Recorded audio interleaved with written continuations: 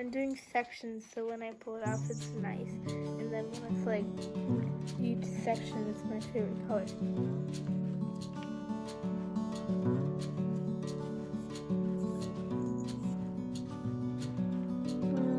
This one. And then the crayon box that nobody ever uses because it's like off red, but I like it as paint. It's pretty. To pull the tape off. Okay, now the tape's all off.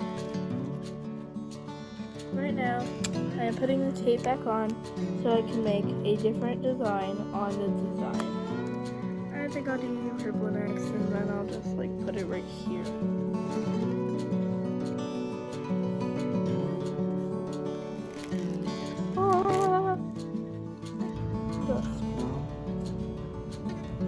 There we go, it's cute. I'm making my signature heart. You have to put it like 3D, and then you have like cartoony anime eyes kind of, and then you have a nice cute mouth.